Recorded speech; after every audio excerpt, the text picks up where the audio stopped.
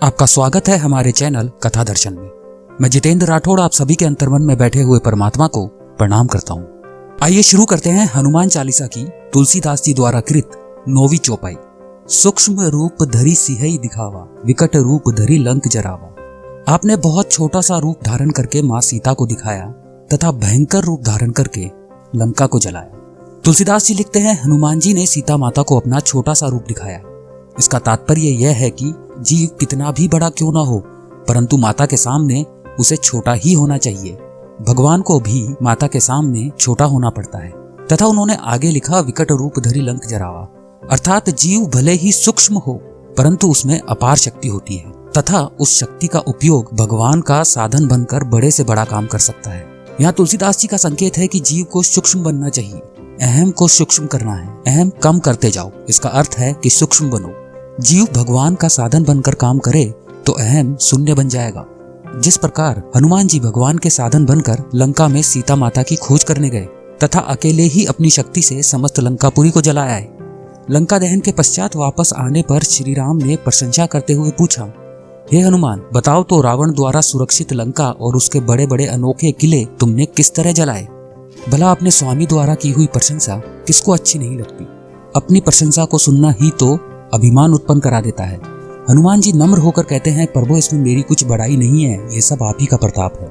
यदि हनुमान जी की जगह हमारे जैसा कोई स्वार्थी जीव होता तो वह स्वयं उसी के साथ अपनी प्रशंसा के गीत गाने लगता। जब हम कोई अच्छा काम करते हैं और यदि कोई हमारी बड़ाई कर दे तो तुरंत हम कहना शुरू कर देते हैं, हाँ मैंने ऐसा किया वैसा किया। किंतु हनुमान जी जानते थे, स्वयं की प्रशंसा सुनने से या अपने ही मुख से अपनी प्रशंसा करने से स्वर्ग का राजा इंद्र भी लघुता को प्राप्त हो गया था। हनुमान जी बोले, हे प्रभु, जिस पर आपका आशीर्वाद हो उसके लिए कुछ भी कठिन नहीं है। आपके प्रभाव से रुई जो स्वयं जल्दी जलने वाली वस्तु है, वो समुद्र को भी अग्नि से निश्चय ही जला सकती है, अर्थात असंभव को भी संभव कर सकती है। मनुष्य को हनुमान जी की तरह सूक्ष्म बनना चाहिए तथा भगवान का साधन बनकर प्रभु कार्य करना चाहिए। यही बात तुलसीदास जी इस चौपाई द्वारा समझाने का प्रयास कर रहे हैं। रामायण में लंका दहन के बारे में तो ये सभी जानते हैं कि हनुमान जी सीता माता को ढूंढने जब लंका जाते हैं तो रावण के द्वारा उनकी पूंछ में आग लगा दी जाती है, जिससे वह पूरी लंका को जला डालते हैं। लेकिन इसके अलावा पुराणों में इससे जुड़ी एक और कहानी भी है जो शिव पार्वती और रावण से जुड़ी है। हनुमान जी शिव अवतार हैं, शिव से जुड़े हैं। एक बार माता पार्वती की इच्छा पर शिव जी ने कुबेर जी से सोने का सुंदर महल निर्माण करवाया, किंतु रावण इस महल की सुंदरता पर मोहित हो गया और वह ब्राह्मण का वेश रखकर शिव जी के पास गया। उसने महल में प्रवेश के लिए शिव पार्वती से पूजा कराकर दक्षिणा के रूप में वह महल ही मांग लिया। भक्त को पहचान शिव ने खुश होकर वह महल दान में दे दिया। दान में महल प्राप्त करने के बाद रावण के मन में विचार आया कि यह महल तो असल में माता पार्वती के कहने पर बनाया गया है, इसलिए उनकी सहमति के बिना यह शुभ कार्य नहीं होगा।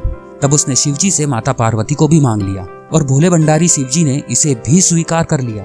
जब रावण उस सोने के महल सहित माँ पार्वती को ले जाने लगा, तभी अचंभित और दुखी माता पार्वती ने विष्णु जी का स्मरण किया और उन्होंने आकर माता की रक्षा की। जब माता पार्वती दुखी हो गई तो शिव जी ने अपनी गलती को मानते हुए माँ पार्वती को वचन दिया, त्रेता युग में मैं वानर के रूप में हनुमान का अवतार लूंगा, उस समय तुम मेरी पूंछ बन जाना। जब मैं माता सीता की खोज में इसी सोने के महल यानी लंका जाऊंगा तो तुम पूंछ के रूप में लंका को आग लगाकर रावण को दंडित करना। यही प्रसंग भी शिव के श्री हनुमान अवतार और लंका दहन का एक कारण माना जाता है। हनुमान चालीसा की अगली चौपाई में श्री तुलसीदास जी लिखते हैं, कैसे भगवान श्री राम दुर्गम कार्य को भी सुगम कर देते हैं। आगे के क्रमांक में उसका वर्णन है। कमेंट बॉक्स में जय श्री राम लिखकर हमारा उत्साह बढ़ाइए।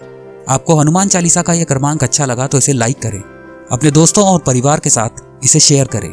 ऐसे रोचक क्रमांक आपको आगे भी सुनने को मिलते रहें, इसके लिए आप हमारे चैनल को अभी सब्सक्राइब करें।